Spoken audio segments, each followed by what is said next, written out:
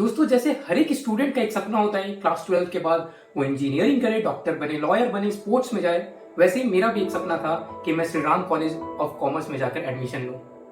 मेरा ये सपना था कि मैं बीकॉम करूं और उसके बाद आईआईएम में जाकर एमबीए करूं। ज्यादा कुछ पता नहीं था, बट एक सपना लेकर चल रहा था।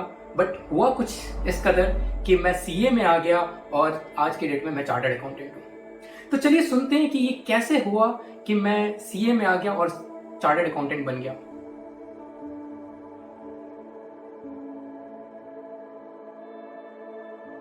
बात है साल 2015 की, जब मैंने अपने 12th की एग्जामिनेशन दी थी।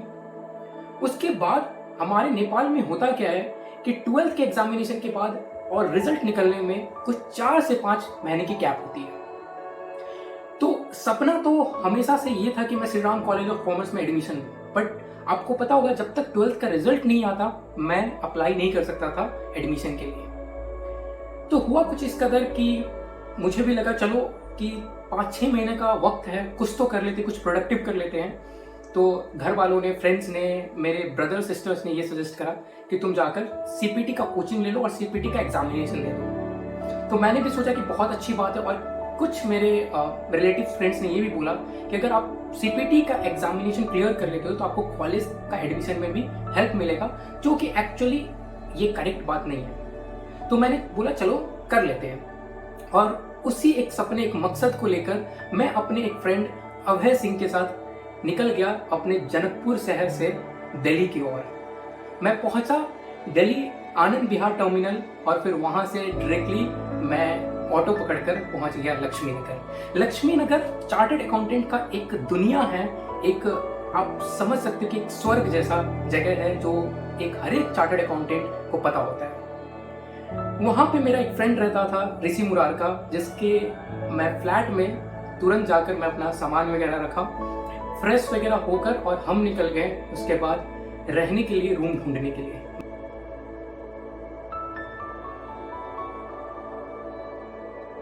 मैं और मेरा फ्रेंड, उसके साथ उनके मामा भी थे, और हम निकल गए रूम ढूंढने के लिए, रहने के लिए।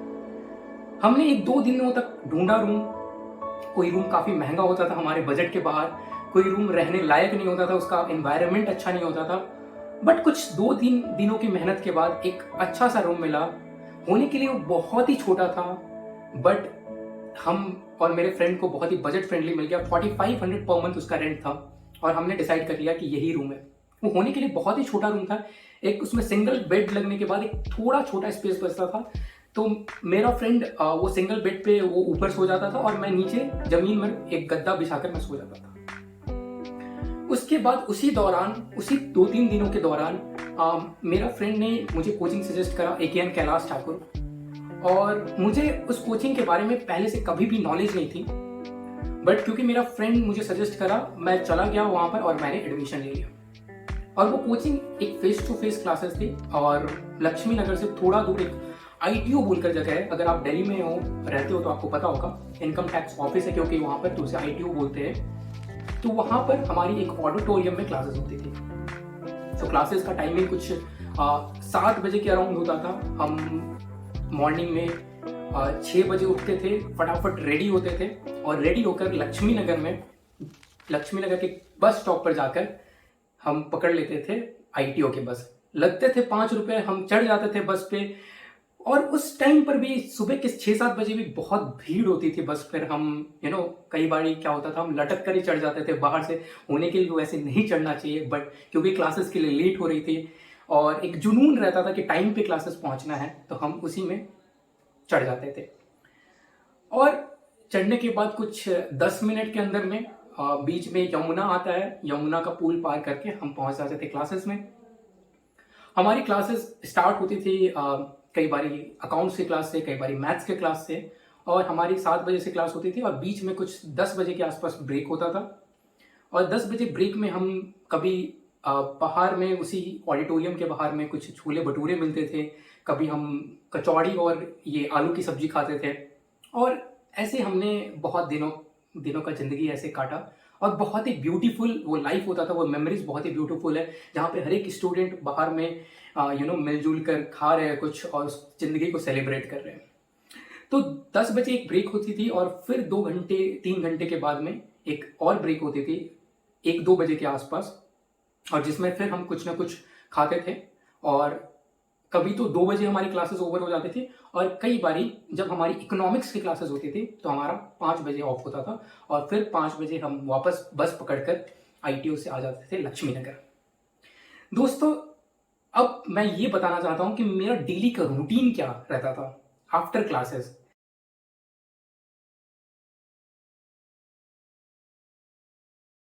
मैं क्लासेस से आने के बाद मैं एक बिस्किट खाता था। वो 5 रुपए के एक बिस्किट आते थे, और मेरा डेली रूटीन रहता था कि मैं वो बिस्किट लाऊंगा और खाऊंगा। कभी मैं स्टॉक में नहीं रखता था, मैं नीचे जाता था, वो बिस्किट लेकर आता था और मैं खाता था। उस टाइम मैं कुछ भी चाय कॉफ़ी नहीं पीता था, और मुझे ऐसा लगता था और घर वालों ने सिखाया था कि चाय कॉफ़ी नहीं पीनी चाहिए। तो एक माइंडसेट था कि नहीं पीना चाहिए, उसका रीज़न नहीं पता था, कभी भी सोचे नहीं रीज़न, तो नहीं पीता था कभी भी चाय और कॉफ़ी।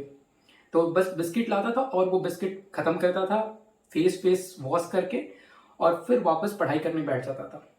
मेरा सबसे पहला टारगेट ये होता था कि जितने भी पूरे दिन में जो भी क्लासेस हुए, पहले तो उसको कंप्लीट करो, उसको रिवाइज करो। जो भी नहीं समझ में आया क्लासेस में, उसको पहले तो कोप अप करूं। और उसके बाद जितने भी रिलेटेड क्वेश्चंस होते थे, मान लो इकोनॉमिक्स है चाहे मैथमेटिक्स है, तो उससे रिलेटेड जितने भी चैप्टर्स में क्वेश्चंस हैं पहले वो सॉल्व करता था। तो हमारा ऐसा होता था कि एक तो कुछ बुक सेट कोचिंग से मिला हुआ था जिसमें मैंने एडमिशन करवाया था, और कुछ model test papers institute of chartered accountants of India देता था। तो वो वॉल्यूम 1 और वॉल्यूम 2 दो वॉल्यूम होता था, और कुछ 20 सेट ऑफ क्वेश्चंस वॉल्यूम 1 में था और 10 सेट ऑफ क्वेश्चन वॉल्यूम 2 में था। तो मैं ये करता था कि इंस्टेड ऑफ वेटिंग कि पूरा इंटायर सिलेबस खत्म हो, मैं स्टार्ट कर देता क्लासेस के साथ साथ ही उस मॉडल टेस्ट पेपर को भी रेलिवेंट क्वेश्चंस को साथ साथ में देखता जाऊँ। और उसके साथ साथ एक और बुक आती थी मार्केट में, स्कैनर बोलकर, जो कि उसमें पास्ट ईयर क्वेश्चन पेपर्स होते थे। उसके लिए भी मैं क्या करता था कि जो भी रेलिवेंट चैप्टर्स खत्म हो रहे थे वैसे वैसे मैंने स्कैनर के भी क्वेश्चंस देखना स्टार्ट कर दिया था। तो इससे होती क्या थी मेरी, मैं पढ़ाई तो कर ही रहा था, जो भी क्लासेस में कंप्लीट हो रही थी वो तो कर ही रहा था, उससे रिलेवेंट क्वेश्चंस भी कर रहा था। साथ साथ में मैं ये भी देख रहा था कि प्रोबेबल क्वेश्चंस क्या हो सकते हैं, एंड क्या पास्ट ईयर क्वेश्चंस ऑलरेडी पूछे हुए हैं वो भी मैं देख लेता था। अब उसमें एक बहुत ही इंपॉर्टेंट जो चीज़ होती थी, मुझे हमेशा से एक क्यूरियोसिटी रहती थी कि मैं आगे का भी कंप्लीट करूं। अब ऐसा क्यों होता था, तो इसमें एक पॉइंट है दोस्तों, मैंने जो मेहनत करी है, मैंने सीपीटी जो कि आज के डेट में सीए फाउंडेशन है, और सीए इंटर और सीए फाइनल में लगभग मैंने बराबर मेहनत करी है। तो आप ये सोच सकते हो जितना मेहनत सीए फाइनल में करने की जरूरत है मैंने स्टार्टिंग से डे 1 से ही करी है। तो सीए फाउंडेशन चाहे सीपीटी में उतनी मेहनत की रिक्वायरमेंट थी नहीं। मैं ऑलमोस्ट 15-16 घंटे पढ़ाई करता था उस वक्त भी जब सीपीटी में, जबकि वो बिल्कुल रिक्वायरमेंट नहीं है कोर्स का वॉल्यूम एंड कॉम्प्लेक्सिटी को देखते हुए। बट स्टिल मेरा रूटीन एक प्रोसेस बना हुआ था जिसको फॉलो करते हुए मुझे कभी भी टायर्डनेस नहीं फील होता था, कभी मुझे ये नहीं लगता था कि बोर हो जाऊंगा, कुछ भी ऐसा नहीं लगता था। तो मैंने वो रूटीन को मैं फॉलो करता था, और क्यूरियोसिटी होती थी तो मैं क्या करता था कि मैं आगे का भी चैप्टर्स देखता था। फॉर एग्जाम्पल एक पर्टिकुलर चैप्टर इन्वेंट्री, कल के अकाउंट्स के क्लास में अगर पढ़ाई होने वाली है तो मैं पहले से पूरा कंप्लीट करके और उसके ट्राई करता कि मैं क्वेश्चंस भी देख कर जाऊँ। अब उससे बेनिफिट सबकॉन्शियसली क्या मिलता था कि जब एक्चुअली क्लासेस में वो डिस्कस हो रहा है तो मुझे कहीं ना कहीं पूरा नॉलेज है उस चैप्टर के रिलेटेड, तो मैं रेलिवेंट क्वेश्चंस, कॉम्प्लेक्स क्वेश्चंस पूछ भी पाता था। चाहे टीचर कुछ क्वेश्चंस पूछ रहे हैं तो मैं आंसर भी कर पाता था। तो ये एक सबकॉन्शियसली मुझे बहुत बेनिफिट मिल रहा था। ओवर द पीरियड मैंने एक चीज रियलाइज करा, मेरा जो वीक पॉइंट है दैट इज मैथमेटिक्स। मैथमेटिक्स दोस्तों होता क्या है कि हम जब मैं 11th-12th में था तो कॉमर्स में मैथमेटिक्स कंपलसरी नहीं था। तो मैंने कोई भी कॉम्प्लेक्स, एक बिजनेस मैथमेटिक्स आता था जो कि बहुत ही ईजी सा होता था, तो वो करा नहीं करा बात बराबर है। तो इफेक्टिवली मैंने मैथमेटिक्स नहीं पढ़ा हुआ था, और फाउंडेशन में चाहे सीपीटी में आने के बाद एकदम से आपको मैथमेटिक्स पढ़ने पड़ रहे हैं, और उसमें भी आपको शॉर्टकट टेक्निक से आपको 1 मिनट में क्वेश्चन को सॉल्व करना है। तो मुझे उस टाइम पे एक बड़ा डर लगता था, क्योंकि मैं देख रहा था मेरे फ्रेंड्स वगैरह काफ़ी इजीली क्वेश्चन को सॉल्व कर पा रहे हैं जिन्होंने मैथमेटिक्स पढ़कर आया है।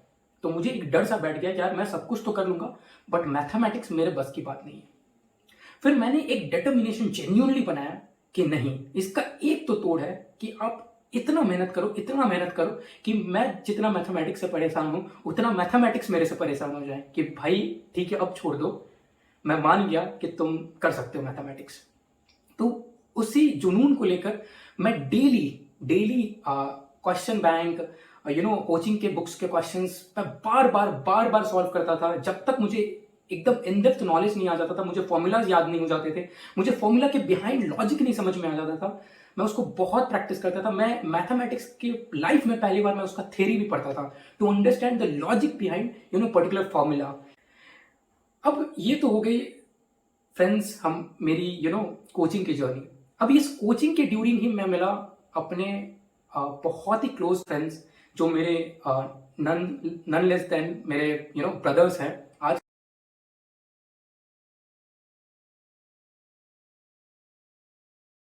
की डेट में भी हम काफ़ी क्लोज हैं। संतोष शाह, रवि शाह एंड सुमंत यादव, ये मेरे बहुत ही क्लोज फ्रेंड्स हैं जो कि मुझे सीए जर्नी से गिफ्ट मिला है। और मैंने अपने बेस्ट फ्रेंड से भी मिला, आस्का सिन्हा बोलकर।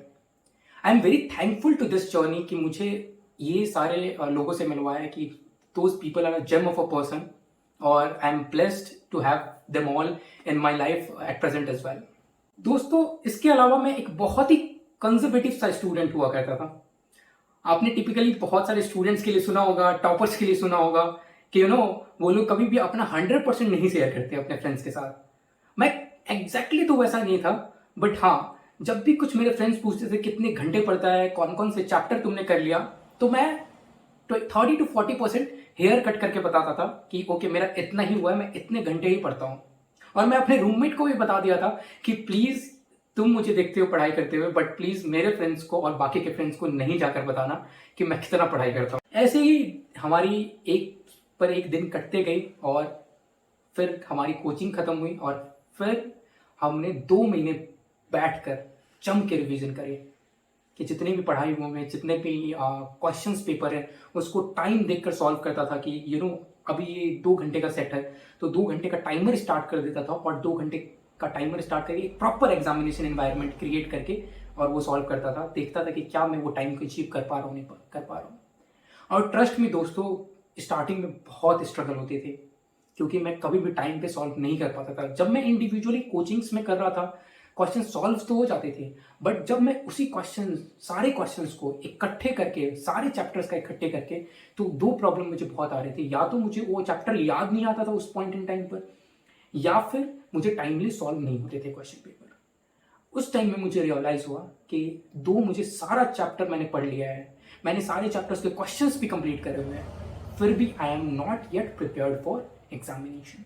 एंड देन आई रियलाइज, फिर मैं बहुत मेहनत करता था कि मैं बहुत सारे क्वेश्चंस पेपर सॉल्व करूँ। दिन के 5-5 सेट क्वेश्चन पेपर के सॉल्व करता था ताकि 10 से 12 घंटे सिर्फ और सिर्फ क्वेश्चन पेपर सॉल्व करते रहता था, जिससे मुझे हैबिट बने, टाइपिंग लिखने की हैबिट बने, फास्ट कैलकुलेटर टाइपिंग की हैबिट बने, और सब कुछ मैं प्रॉपर वैसे ही रखता था।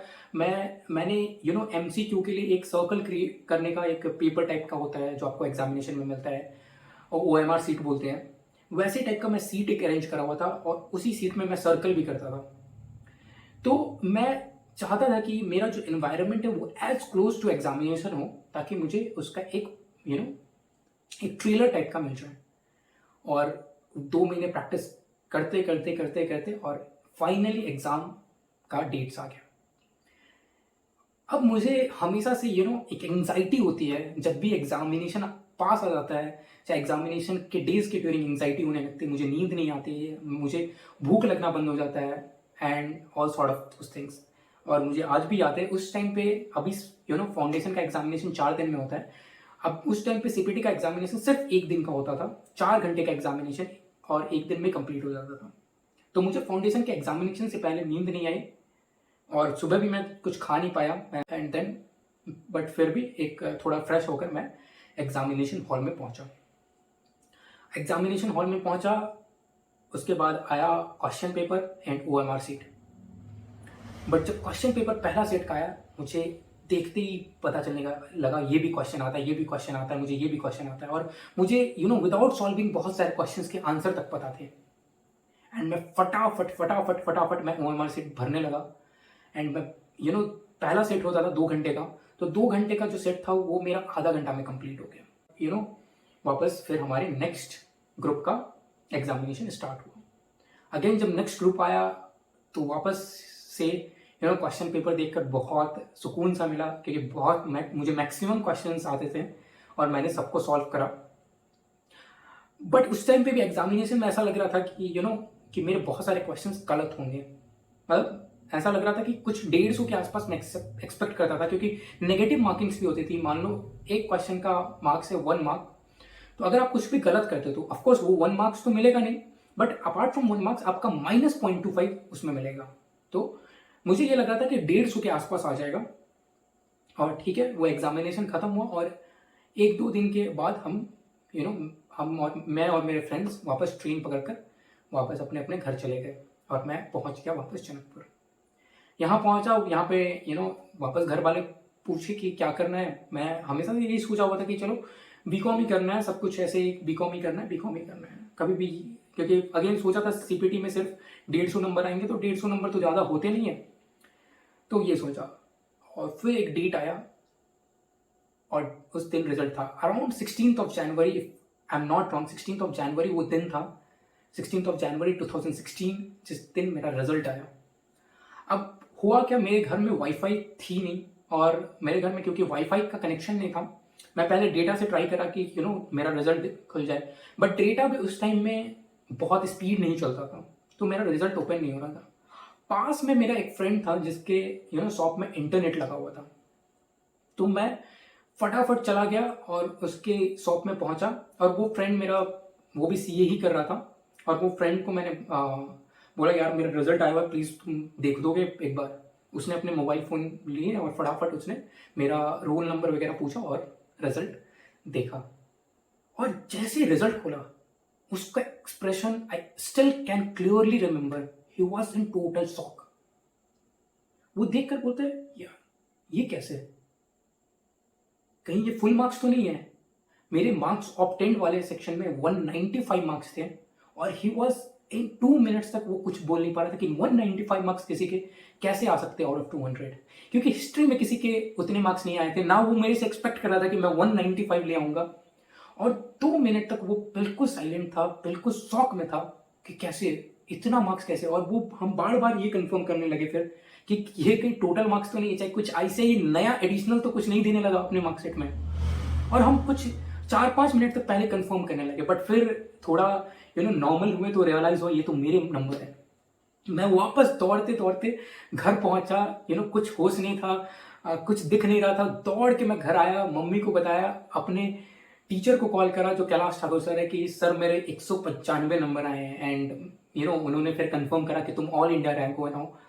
एंड बहुत ही एक अलग सा माहौल क्रिएट हो गया था, एक सेंसेशन क्रिएट हो गया था। सर ने बोला कि तुम इमीडिएटली नेक्स्ट टिकट लेकर दिल्ली आओ, हमें तुम्हें प्रोग्राम क्रिएट करके we need to give you awards, scholarships, हमें बहुत सारे ministers wants to interview you, बहुत सारे स्टूडेंट्स मिलना चाहते हैं, ऑल सॉर्ट ऑफ थिंग्स। वो एक ड्रीम्स आ गया था, जिसके बाद मैं सोचा कभी नहीं था कि मैं रैंक लेकर आऊँगा, और उसमें भी रैंक 1 लेकर आऊँगा। बट इसके बिहाइंड क्या स्टोरी है कि वो जो डिसिप्लिन मैंने फॉलो करा, वो 5-6 महीने की जो डिसिप्लिन थी, रेगुलर मैं जो प्रोसेस को फॉलो कर रहा था, उस प्रोसेस को फॉलो करने के कारण वो 195 मार्क्स का एक रिकॉर्ड। और उसी दिन मैंने रियलाइज करा कि नहीं, मैं तो सीए करने के लिए ही बना हूँ।